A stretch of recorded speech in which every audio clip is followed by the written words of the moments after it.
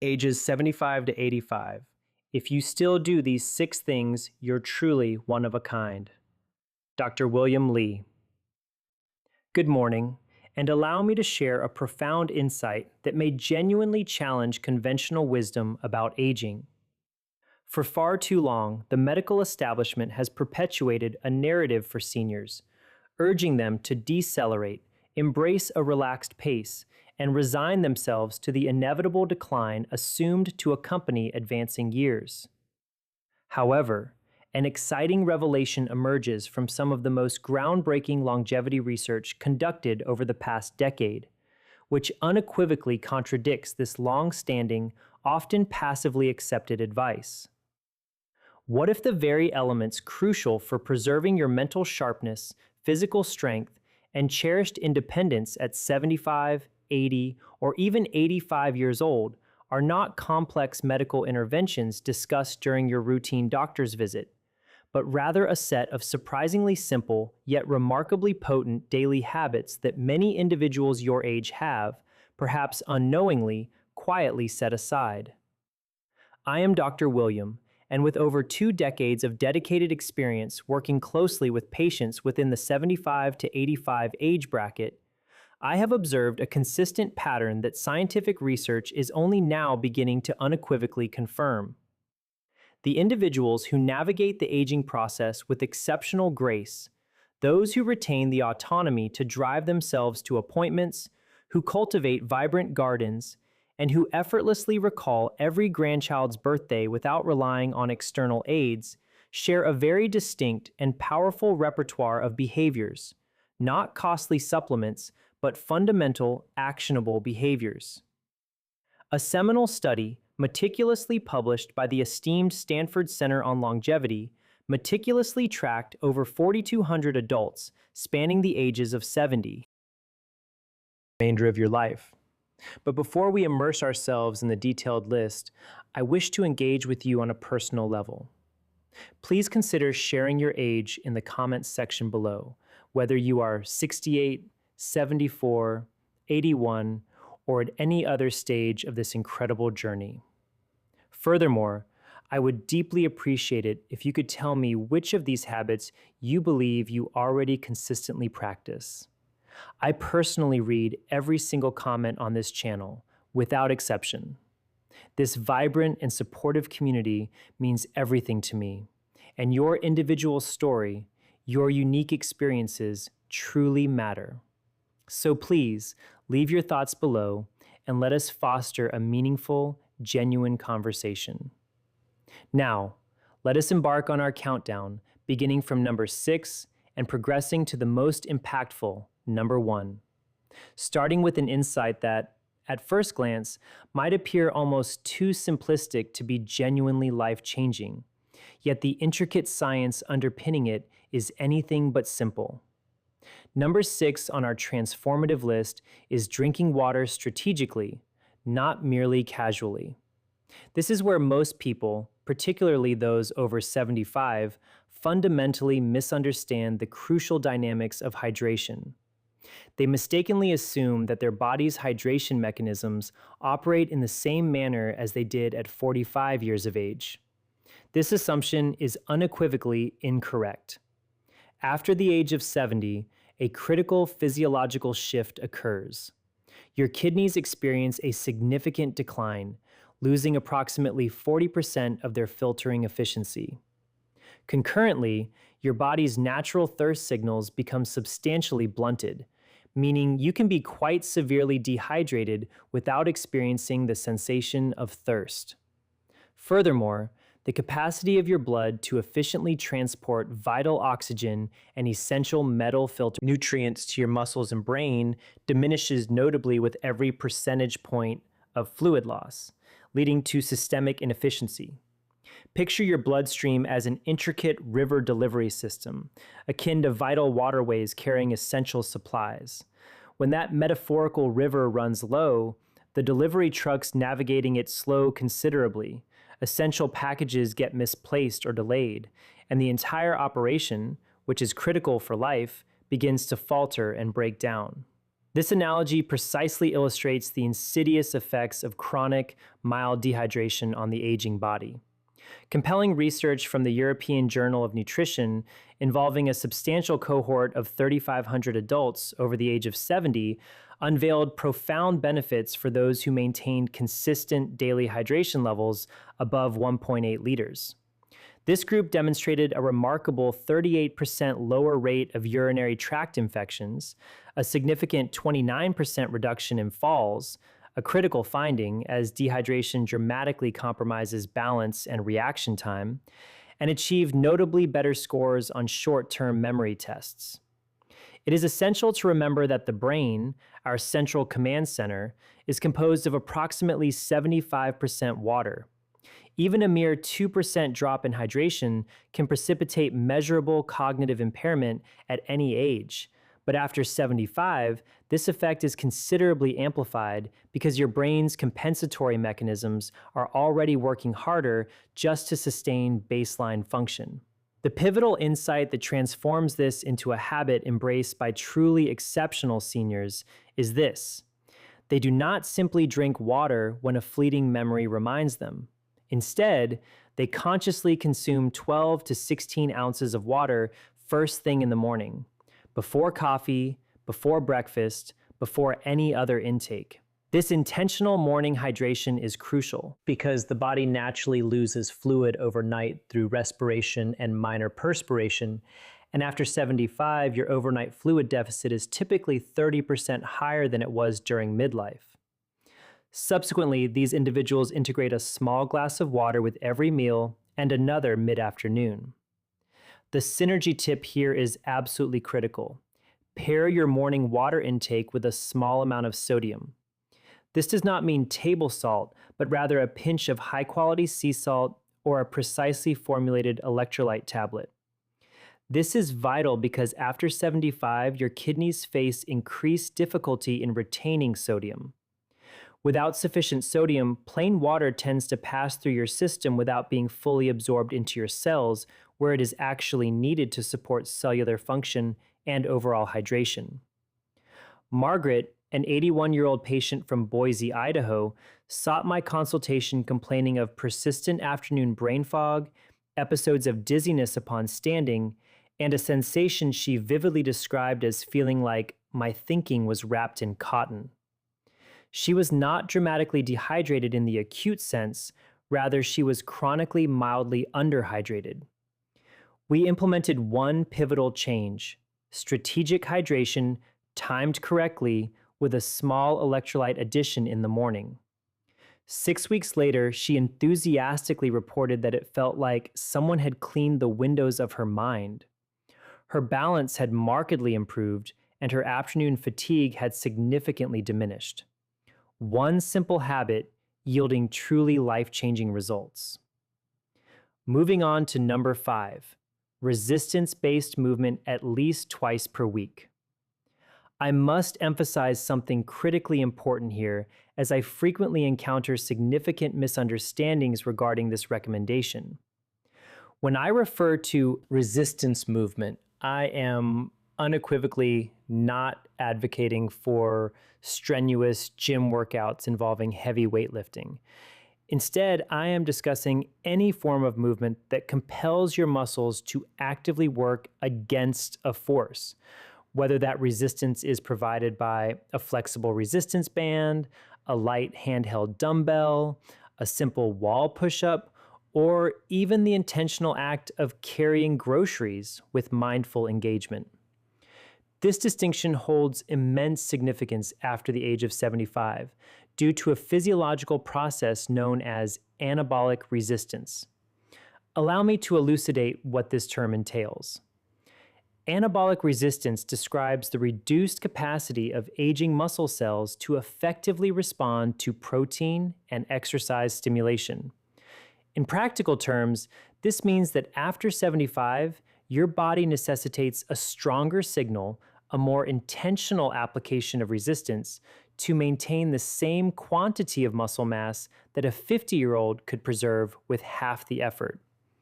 Your muscles are not inherently lazy. They are simply harder to activate and engage.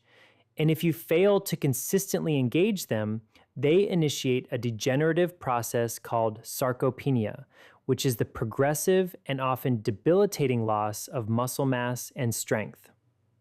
Research from the esteemed Mayo Clinic has unequivocally linked sarcopenia to a staggering 47% increased risk of falls, a 53% higher likelihood of becoming unable to perform basic daily tasks within a mere 5 years, and a dramatically shortened overall lifespan. A compelling study from Tufts University closely followed adults aged 75 to 85 who commenced a regimen of twice-weekly resistance training.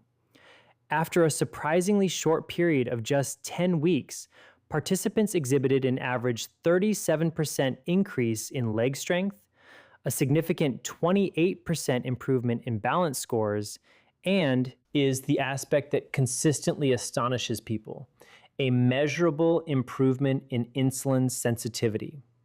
This last point is crucial because improved insulin sensitivity directly impacts energy levels, reduces systemic inflammation, and enhances cognitive function. The mitochondria within your muscle cells, which are essentially the microscopic power plants fueling your entire body, literally regenerate more efficiently when resistance exercise is a consistent part of your routine. Therefore, you are not merely building muscle, you are fundamentally rebuilding and fortifying the essential energy infrastructure of your entire body. The practical prescription for implementing this habit is refreshingly simple. Aim for 2 to 3 sessions per week, each lasting approximately 20 to 30 minutes, with a focused emphasis on engaging the large muscle groups, specifically the legs, hips, and back. Resistance bands are particularly ideal for seniors because they offer progressive resistance without imposing undue impact on joints, making them a safe and effective tool. The synergy tip for maximizing the benefits of resistance training is critical. Perform your resistance session within 30 minutes of consuming 25 to 30 grams of high-quality protein. This timing is paramount because after 75, the anabolic window, the specific period during which your muscles can most efficiently absorb protein for repair and growth, is considerably shorter and less forgiving than it is in younger adults. At your age, precise timing is not merely an optional consideration, it is an absolute essential for optimizing muscle health and regeneration. Our fourth crucial habit is maintaining a consistent, purposeful sleep schedule. Before I elaborate further, if you find this video, or rather this text, to be genuinely valuable, if you are learning insights you wish someone had imparted to you years ago, please take just a moment to acknowledge its worth. I emphasize this because this platform exists for one singular overarching reason: to provide seniors with science-backed, truthful health information that, regrettably, far too many medical appointments simply lack the time to adequately cover. Now, let us return to the profound importance of sleep, because this particular habit is far more intricate and nuanced than merely going to bed early. After the age of 75, your circadian rhythm, your body's sophisticated internal 24-hour clock, begins to shift subtly and, more critically, to weaken. Your brain, undergoing natural age-related changes, produces approximately 70% less melatonin than it did at age 30, making it harder to initiate and sustain sleep. Furthermore, your slow-wave sleep, which represents the deepest and most physically restorative phase of slumber, can decrease by up to 80% from what you experienced in your 30s. This is the crucial phase during which human growth hormone is released, a vital hormone responsible for comprehensive cellular repair, robust immune function, and essential muscle maintenance. And here is a realization that most people unfortunately fail to grasp. Poor sleep after 75 is not solely about experiencing persistent tiredness. A groundbreaking study from the University of California, Berkeley, revealed that adults over 70 with demonstrably disrupted sleep patterns exhibited a staggering 68% higher accumulation of amyloid plaques in the brain. The very same insidious plaques strongly associated with the progression of Alzheimer's disease. The seniors who excel at this habit do not simply aim to sleep more, they prioritize sleeping consistently. They meticulously adhere to a bedtime within the same 30-minute window every single night, and they wake at the identical time every morning, even on weekends, establishing a predictable rhythm. They maintain their bedroom environment cool, specifically between 65 and 68 degrees Fahrenheit, because body temperature regulation during sleep becomes less efficient after 75, and a cooler environment actively supports the deep, restorative sleep your brain desperately requires.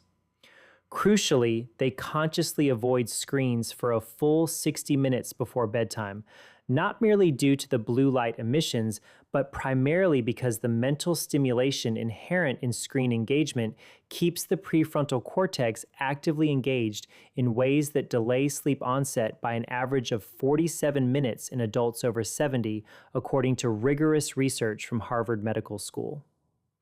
The synergy tip for optimizing sleep is to pair your consistent sleep schedule with 10 minutes of slow, diaphragmatic breathing before bed. This intentional practice effectively activates the parasympathetic nervous system, your body's inherent rest and repair mode, and research conclusively demonstrates that it can reduce nighttime cortisol levels by up to 22%, making it significantly easier for aging adults to both reach and sustain the vital slow-wave sleep phase. Now we arrive at number 3, eating protein in a deliberate, distributed pattern. This is the area where I, as a physician, observe the most perilous misconception among seniors, and it genuinely causes me considerable concern.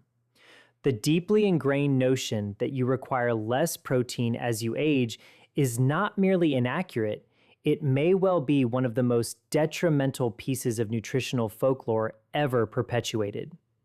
The truth, in fact, is precisely the opposite. After 75, largely due to the anabolic resistance I previously elucidated, your body actually demands 50 to 75% more dietary protein per pound of body weight than a healthy 30-year-old would require to achieve the equivalent muscle maintenance effect. Yet, a disheartening majority of seniors I encounter consume only half the protein their bodies critically need, often exacerbated by a natural decrease in appetite with age and the deceptive ease with which high carbohydrate foods can be prepared and consumed. Research published in the authoritative American Journal of Clinical Nutrition, involving an extensive cohort of over 2,700 adults aged 70 to 85, revealed unequivocally that those who consumed at least 1.2 grams of protein per kilogram of body weight daily, meticulously distributed across 3 or more meals,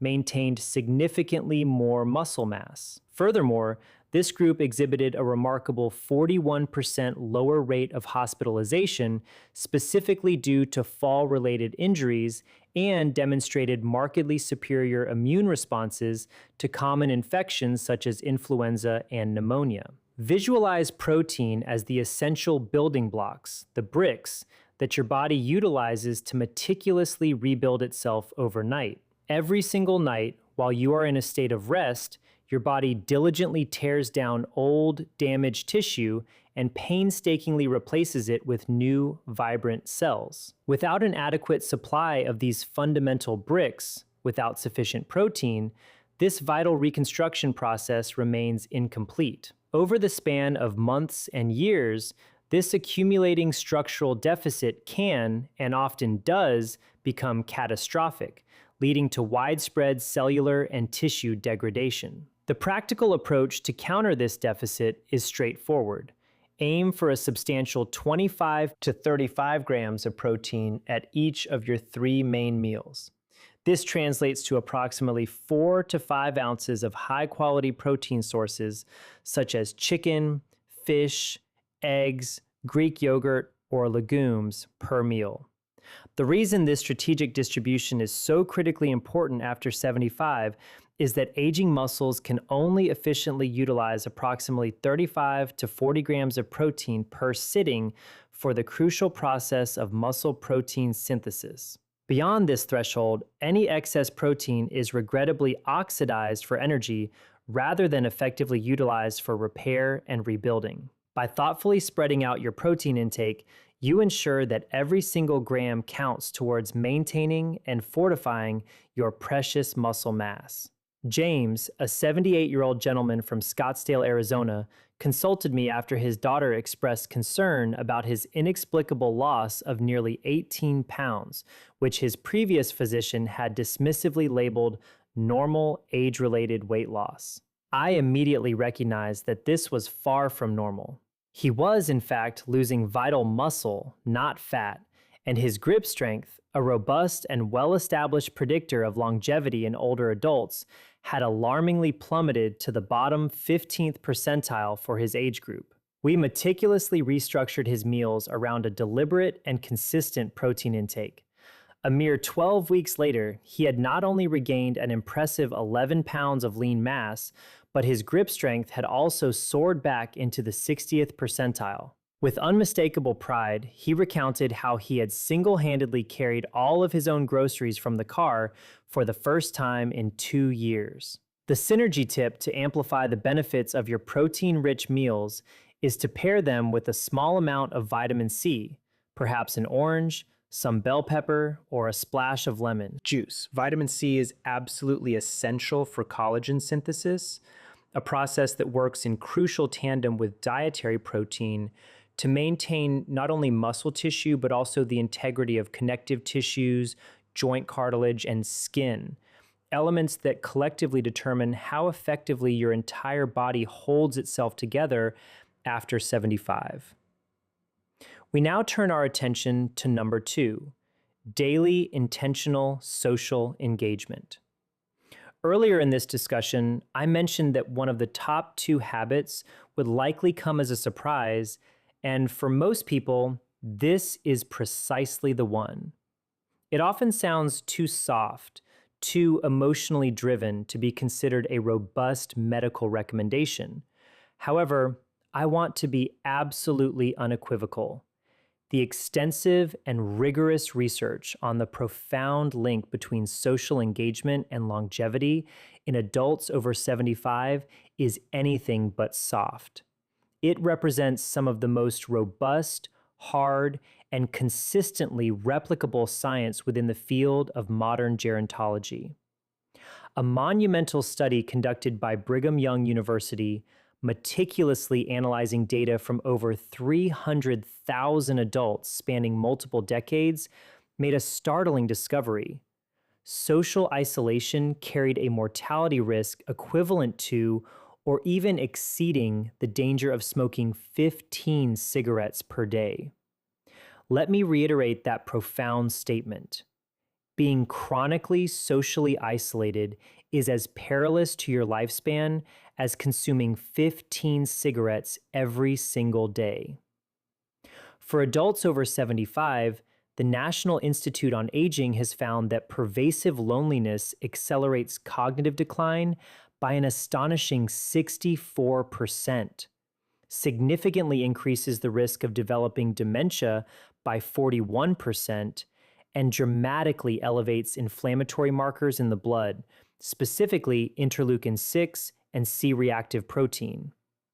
These inflammatory markers are known to directly damage cardiovascular tissue, impair immune function, and disrupt vital neural connectivity within the brain. Herein lies the profound physiological mechanism by which this habit operates at such a deep and fundamental level. Meaningful social interaction, and to be clear, this does not mean passive screen time or merely being in the same room as another person while watching television, but rather genuine, engaged human connection triggers the release of oxytocin. Oxytocin, often referred to as the love hormone, suppresses the stress hormone cortisol, reduces systemic inflammation, and activates the prefrontal cortex in ways that preserve neural pathways, keeping them dense, active, and highly functional. Consider your social brain as a muscle. The neurons that actively fire during authentic conversation,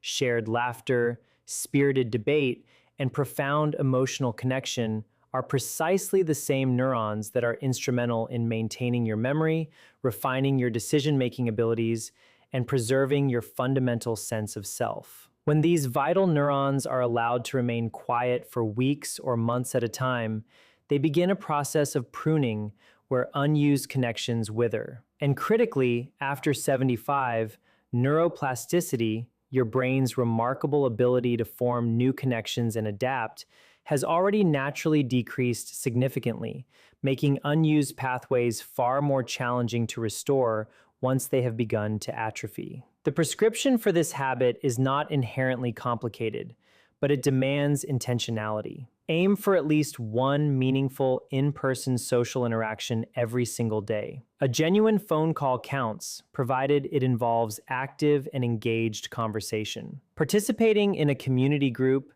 attending a faith gathering, joining a walking partner, or having a regular lunch with a neighbor are all excellent examples. What emphatically does not count in terms of neurological benefit is passive social presence. You must be actively thinking, actively responding, actively laughing, actively disagreeing, and actively sharing. That dynamic engagement is the essential stimulus that keeps your brain structurally intact and functionally robust. Dorothy, an 83-year-old from Charleston, South Carolina, experienced the devastating loss of her husband of 54 years and, consequently, withdrew almost entirely from her vibrant social life. Her daughter brought her to see me 8 months later, deeply concerned. Cognitively, Dorothy had declined measurably on standard assessments in less than a year. We did not alter her medications. Instead, we meticulously constructed a tailored social schedule for her: a weekly book club, a daily 20-minute phone call with a rotating list of close friends and family, and a twice-weekly volunteer shift at her local library. 8 months after implementing this routine, her cognitive scores had not only stabilized, but had returned to near baseline levels. Her inflammation markers had noticeably dropped, and her daughter reported with immense relief that Dorothy seemed like herself again. This powerfully illustrates that social engagement is not a mere luxury at 75 and beyond. It is an undeniable biological necessity for overall health and cognitive preservation. The synergy tip to maximize this benefit is to pair your social engagement with physical movement whenever possible. A brisk walk with a friend, a gentle exercise class with other participants, or gardening alongside a neighbor. Research from the University of British Columbia unequivocally demonstrates that combining social interaction, even light physical activity, produces a synergistic effect on BDNF, or brain-derived neurotrophic factor, that is significantly greater than either behavior alone. BDNF is essentially the quote-unquote fertilizer for your brain cells. You want to cultivate as much of it as humanly possible. And now we arrive at the apex of our list. Number 1. This is the habit that fewer than 12% of adults over 75 consistently maintain, and which Johns Hopkins researchers have unequivocally hailed as the most underutilized longevity intervention available to aging adults without the need for a prescription. Number 1 is daily purposeful cognitive challenge. And let me be absolutely clear, I am not merely referring to crossword puzzles or passive reading. While both activities possess inherent value, I'm speaking of something far more specific, significantly more demanding, and ultimately more transformative. I am referring to the daily, intentional practice of learning something genuinely new, a complex skill, an entirely new language, a musical instrument, or a novel form of creative expression that actively forces your brain into a state of productive discomfort. Here's the profound reason why this particular habit occupies the top position. After the age of 75, your brain begins to preferentially rely on established neural pathways. It becomes extraordinarily efficient at performing familiar tasks and, conversely, extraordinarily reluctant to build new ones. This tendency is not a character flaw. Rather, it is a deeply ingrained survival mechanism, an aging brain's way of conserving metabolic energy by favoring the well-trodden, familiar routes. However, herein lies the critical problem. This pervasive preference for the familiar is also the very mechanism by which cognitive reserve gradually depleted. Cognitive reserve is essentially the brain's inherent resilience buffer, its remarkable capacity to compensate for age-related structural changes and still maintain a high level of function. Think of it metaphorically as the RAM in a computer. The greater your cognitive reserve, the more neurological damage or age-related changes your brain can absorb before you begin to experience overt symptoms of cognitive decline. Compelling research from the University of Edinburgh's Lothian birth cohort study, which diligently followed over 1,000 adults from their 70s into their late 80s, yielded truly profound results. Those participants who actively engaged in novel, challenging cognitive activities for at least 30 minutes per day demonstrated a remarkable 47% slower rate of brain atrophy on MRI scans, maintained significantly better processing speed and episodic memory, and were an impressive 38% less likely to receive a dementia diagnosis over the subsequent decade. A separate, equally impactful study from the Rush Memory and Aging Project found that seniors who characterized their daily lives as intellectually engaging exhibited brain function equivalent to adults 10 years younger on standardized neurological assessments.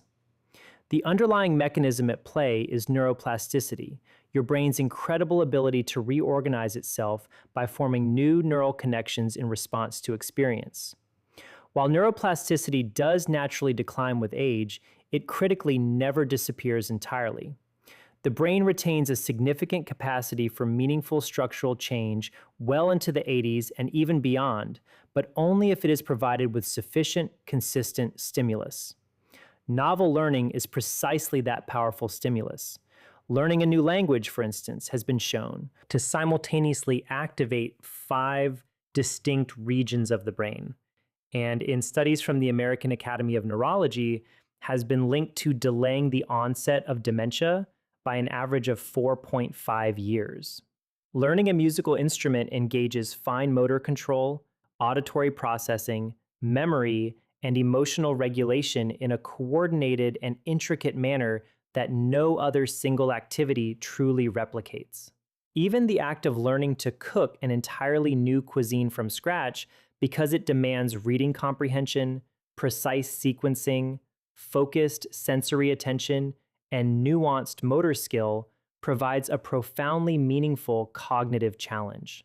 The practical approach to incorporating this habit is straightforward. Choose one genuinely new skill every 3 to 4 months, and dedicate at least 20 to 30 minutes per day to actively learning it. The key word here is actively. Merely watching someone else skillfully play the guitar on YouTube, while potentially enjoyable, is not actively learning to play the guitar. Sitting with an instrument in your hands and struggling through a chord progression, experiencing that initial productive discomfort, truly is. The struggle itself, that very productive discomfort, is where the profound neurological benefit resides. It is the cognitive equivalent of resistance training. The resistance is the point, the catalyst for growth. Robert, a 79-year-old gentleman from Portland, Oregon, retired from a distinguished 40-year career as a civil engineer. By his own candid description, he spent the initial 3 years of his retirement doing very little that genuinely challenged his mind. He sought my consultation after noticing an increasing difficulty in recalling names and following complex conversations. His MRI scans revealed age-appropriate changes. Nothing acutely alarming, but his cognitive reserve scores were lower than I would have ideally liked. I gave him one simple yet powerful prescription.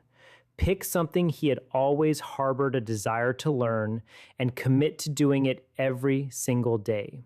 He chose oil painting, an art form he had never engaged with in his entire life. He readily admits he was, quote, terrible at first, and he will tell you that himself with a laugh.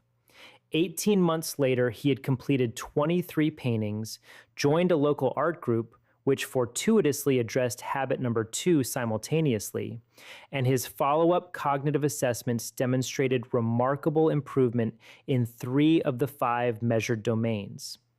Not merely maintenance, but genuine improvement at 79 years old.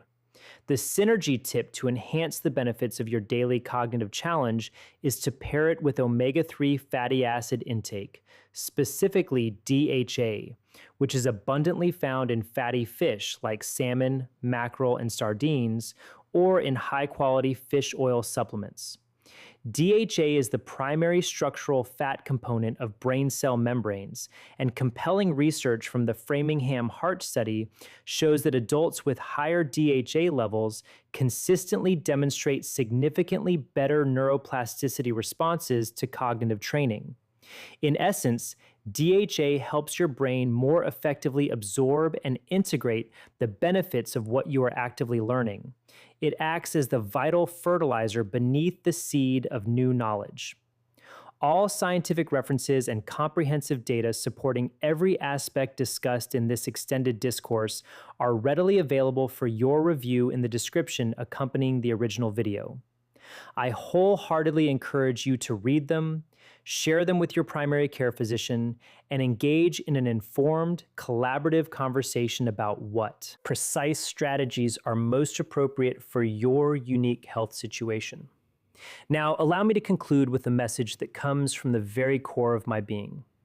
Having had the profound privilege of sitting across from countless patients in the 75 to 85 age range, I deeply understand that this profound period of life is, far too frequently, perceived and treated as a disheartening countdown rather than a vibrant, continued chapter.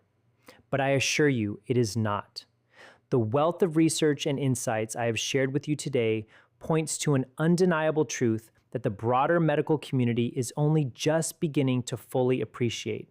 That the body and mind at 75, at 80, at 85, astonishingly retain a remarkable, stubborn, and inherent capacity for resilience and continued growth.